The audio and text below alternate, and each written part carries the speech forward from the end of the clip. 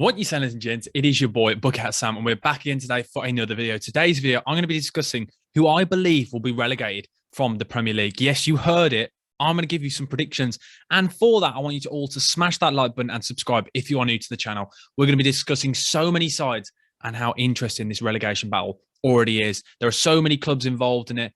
Let's get right into it. So we're going to start off with Norwich, who are rock bottom of the league at the moment, currently sat 20th, and they went on a little bit of a good form. They went 3 unbeaten with 2 wins on the bounce. And then the last 2 games, they have lost both of them. They've played 25 games, more than all of the sides, all the way up to 15th.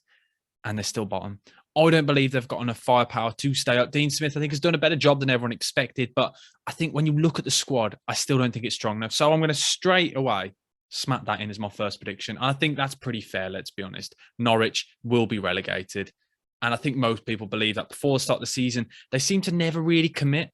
And this is the interesting debate. A lot of people at one point were saying, what's the point in Norwich? Which I think is a joke when everyone says that. They fall into the category of similar with Fulham in recent years and West Brom, where they're a club who get promoted. They're too good for the championship, but then they don't back themselves. They don't spend big purely because of that risk. If they do spend big, the effect then it will have on them if they then go down. It's the risk and reward. Are they willing to risk that financial investment to get the reward of staying in the league? It's a difficult one. I see why clubs don't do it, but I also see why fans moan and say it's not ambitious. But over time, the more they keep knocking, eventually, if they keep just expecting to get relegated and promoted, eventually they won't be able to get that promotion because other sides, we've seen it with Bournemouth at the moment, really backing the club. You've got sides in the Championship which are really starting to invest. And that's my worry for sides like West Brom and Norwich, where they don't back the manager, they don't back the team, they don't invest. Will they ever be able to make that jump up every year? It's not as simple as people think. But now let's move on to the next few spots, because I think Norwich is the only one nailed on. The rest of them this is where now there's about 5 clubs which could be involved. I believe the 5 clubs that are involved are Brentford, Everton, Newcastle, Watford, and Burnley. And I know Leeds, who are currently sat in 15th, I believe they'll get out of it. Yes, they've got 3 losses in the last 4 games, but I still believe they are the only side in that bottom pack that could put 5 past the team. They are so up and down. It's so inconsistent. And I always say the only consistency with Leeds is their inconsistency. And I don't know if it's me being controlled by the media with this image of Bielsa being this top-class manager, but I still believe they've got enough firepower to stay up. So I won't be discussing Leeds. I think they're fine. The side that I think needs to be discussed is Brentford. 1 draw in their last 7 games. They've lost 6 in the last 7. It's really not good enough. They've been slowly falling down the league. 26 games they've played, which is crazy. If Watford win their 2 games in hand on them, Watford would be joint points with them. Yes, I know that's a big shout to ask, but Brentford, a lot of people have been saying there's no chance of it because they've got players like Tony. Well, players like Tony haven't been firing all cylinders like we expected them, and they started off really well this season. I think people found them out. It's a really direct football. That's the problem. It's fast, and sides know exactly what to do now. They know what to expect, and that form they had at the start of the season has completely dipped. As soon as Thomas Frank was given that contract extension, it's all gone downhill. And I genuinely believe they could easily, they're in it. A lot of people aren't discussing it, but they are really in this relegation battle. They are currently only 6 points clear of the drop zone. They played 2 more than Watford, and they played 4 more than Burnley. And Burnley are only 7 points off them with 4 games in hand. It's really interesting. But this is now where, with the bottom of the table, we talk about games in hand constantly. And that's the one thing which just adds an extra bit of spice, a bit of jazz to this discussion, because there's so many added things. You constantly doing the maths. Who can stay up? How many points clear? That's what makes this relegation battle so different and so unusual. We've never seen it like this, where Burnley can have 2 games in hand on one side and then 4 on another in the same relegation battle. Adds that added pressure. But now Burnley. I think Burnley will stay up this season. Yes, they're currently sat 19th in the league, but I think we've seen enough of them. The last 5 games, they've only lost 1. Yes, it's 3 draws, but they're getting draws against big sides. A draw against Arsenal, a draw against Man United. 2 good. Yes, they drew against Watford, but those 2 draws there are huge. The fact they're picking up points every week, realistically, they need 1.5 to 2 points every game for the rest of the season to stay up. And they're on course for it. They've gone to Brighton and put 3 past Brighton. They've basically, Sean Dyche has gone to the team. Screw their XG stats. Let's show them how football's proper old school. And it was a big win. Weghorst looks like an absolute class player. That business to get rid of Wood and then bring in a better striker for literally next to nothing compared to the 2 is great business. A really good signing. I think Burnley have got the ability to stay up. They've got the resources. They've done this before. And a lot of people keep saying you can't keep playing and just being on that cusp of relegation. And one day, eventually, you will get relegated. But I still think they've got the resources. They've got the know-how to get out of this. I think Burnley will stay up 100%. That's my prediction. Burnley will not finish in the bottom three. Watford, on the other hand, yes, they've got that one win. And it was a huge win for them. It was a great win against the Villa at the Villa. And a clean sheet. That's one thing that Watford have done since he's come in. He's got 2 clean sheets in 4, which no manager had got more than 1 clean sheet. They hadn't had a clean sheet, wasn't it? In something ridiculous like 3 managers in the last 3 managers in the Premier League. Whereas Watford now, they're looking a lot more assured at the back. I think it's too late. I don't think they've got the firepower, because the thing is, with them being so defensively strong now, it then reduces their attacking threat. And I think that's going to haunt them later on in the season. I don't think they're going to stay up. Yes, they're going to fight, but sadly, that's my second club locked in. I'm going to go for Norwich 20th and Watford 19th. Now, 18th, this is where we can discuss Everton and we can discuss Newcastle, because I believe Newcastle now have shown us that they can pull away from this. The form they're showing, unbeaten in the last 5 games, 3 wins. 3 wins in that time.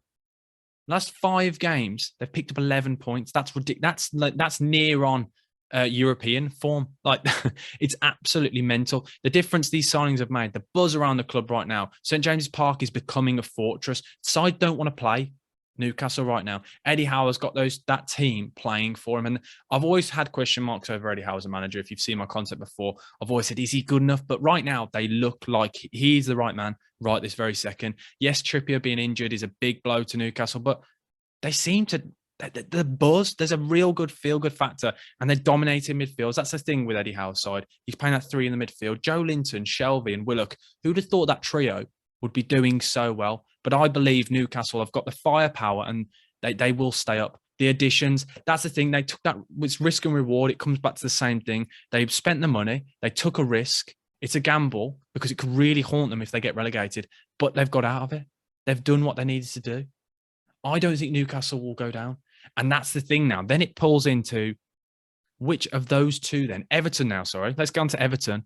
Everton, a lot of people, it's mental how they've been brought into this.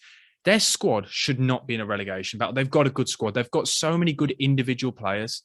You've got Allen in the midfield, Decore. You've got Richarlison, Calvert-Lewin, an England international goalkeeper, Godfrey. You've got a lot of internationals in the squad. They should not be in the position that they are.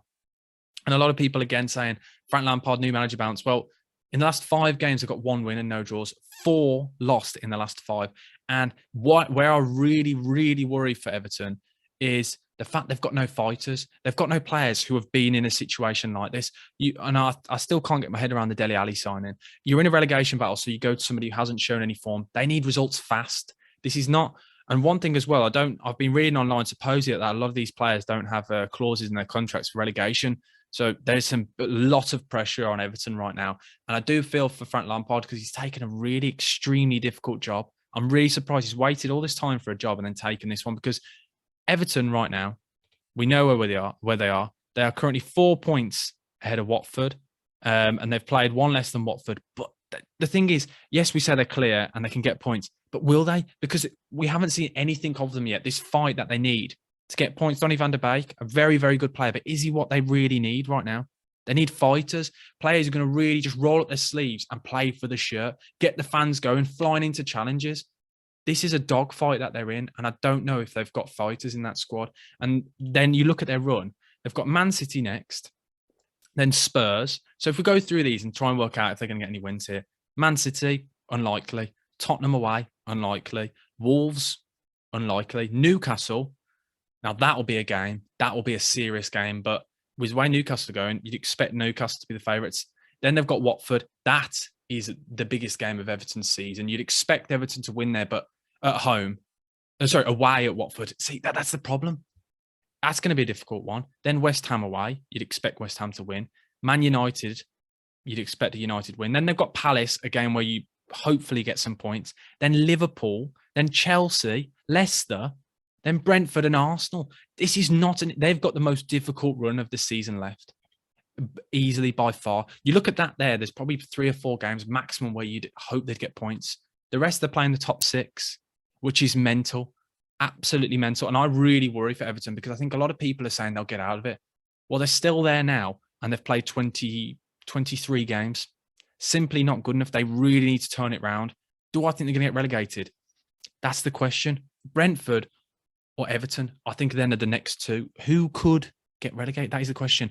But I think the thing is, I think it will be Brentford. And the reason why I think it'll be Brentford is they've shown nothing in the last 10, 15 games. But that strikes me, the fact that they can do something. As soon as they concede, their head goes down.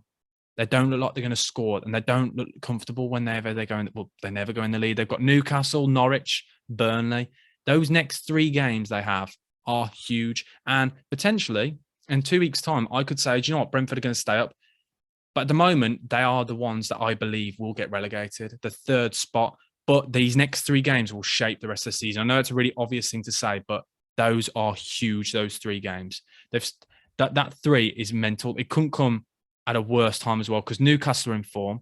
Norwich have had their moment. They're in better form than Brentford, and Burnley as well. 3 sides you don't want to play now.